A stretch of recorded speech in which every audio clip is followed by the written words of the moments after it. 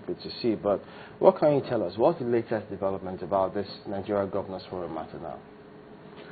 Now, this issue about Nigeria Governors Forum is a bit, I think it's a bit messy in the sense that I've seen some election has held, some resolutions were reached.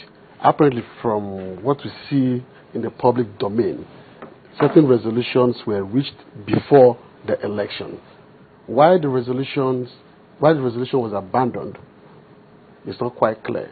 But from the kind of paperwork, the paperwork that we have seen suggests to me that there was a resolution to agree on a candidate, the person who will emerge the chairman of the Governors Forum. But it's not quite clear from the paperwork that any particular person was agreed on. That's why you find that there was blank space that was filled in by hand, and you find that dates were corrected. Since no specific candidate was agreed on, an election held. Well, from what we've seen, the clips that we've seen also on the social media about elections shows that an election held and somebody emerged the chairman, emerged the winner.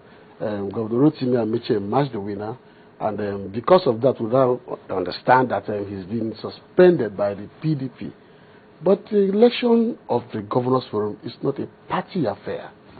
Yeah, but was he suspended based on his emergence as the chairman of Nigeria Governors Forum?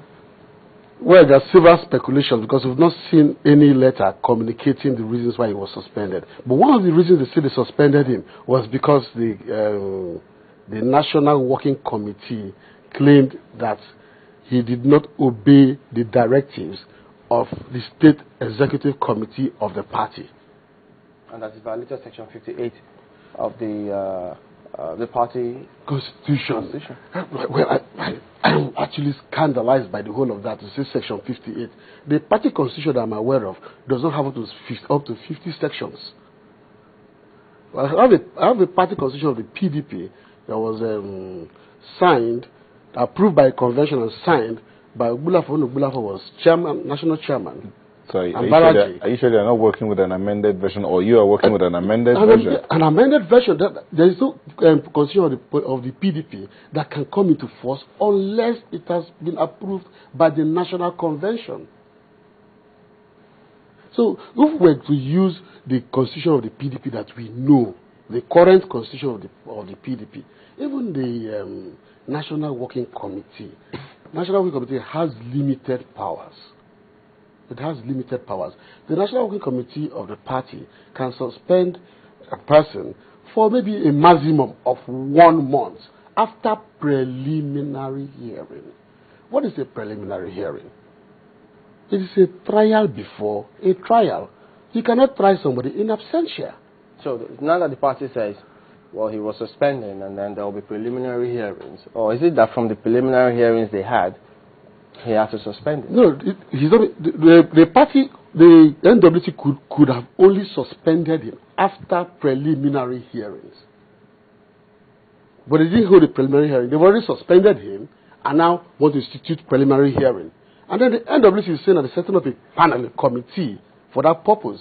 Then, with respect to my party, the NWC cannot delegate that power to a committee because the only organ of the party that has that responsibility is the National Executive Committee of the party. Why do you think that some of the other governors will come up and say they've got a winner in Governor Jan?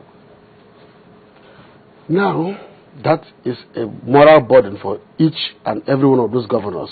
What we should be concerned about today in Nigeria is that we are living in an era where the word of a man means absolutely nothing. That's what we should be concerned about. And this is because responsibility has been passed to individuals. There's a systemic failing of institutions.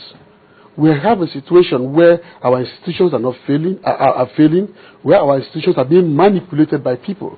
Therefore, I believe that all the institutions that have been set up, political institutions, the PDP is a political institution.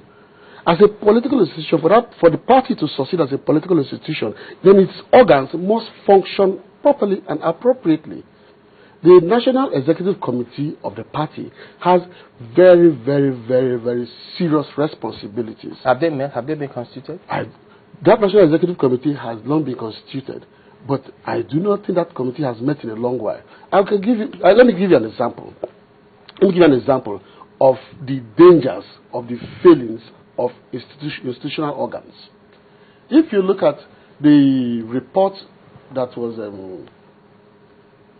given by Amaechi concerning the reason why Governor Rotimi was suspended, he said that they received a report, a complaint from the State Executive Committee of the PDP in Rivers State. Well, I stand to be corrected, but I do not think that the State Executive Committee of the PDP in Rivers State has ever met. Really? They've never met. Not too long ago, there was some court decision which the national leadership, I'll just say national leadership because I'm not sure about which organ of the party recognized that committee. The national leadership of the party recognized a judgment that was delivered in Abuja, and therefore the chairman, the state chairman, and the state secretary of the party in Rivers State were replaced in conformity or with that judgment. Not the entire leadership. Well, as far as to the best of my knowledge, it is not the entire leadership of the party that was affected by that judgment of the courts. But it wasn't just those two, the chairman and the secretary, that was sworn in by the national leadership, was it? Now, if I go back to how many people who were sworn in, and I relate it back to the number of persons who attended the Thanksgiving service that they held in Port Harcourt, I do not think that the numbers were up to 12 of them. The State Executive Committee of the party comprises not just those 12 persons or those handful of persons who were sworn in and who attended that Thanksgiving service, but also comprises the 23 local government chairmen in Rivers State, the deputy chairman in Rivers State. That's the council chairman. So you can imagine that at least, first of all, you have 46 members, or 46 persons who should be members of the State Executive Committee. The governor is a member of the State Executive Committee. So when these persons have never been summoned to a State Executive Committee meeting. Do they all have to be in a meeting for a resolution to be reached and be binding? Oh yes, because if you follow the provisions of the Constitution of the PDP, the State Executive Committee is the organ of the party that is responsible for these decisions. It is responsible for reconciling issues that arise within the state. Now, what I mean is that issues. If some members don't attend, if the key members attend and sign the document, isn't it supposed to be binding? No. Because they say you have a quorum. Yes, issues of key members do not really arise because if you want to have a State Executive Committee meeting, the Constitution of the party makes it very clear that you need 2/3 majority to summon a State Executive Committee meeting, and then you need 1/3 majority of persons to support any motion or resolution. So, if they were to come to this kind of decision where they write a letter or complaint to the national leadership, what circumstance or what will be required?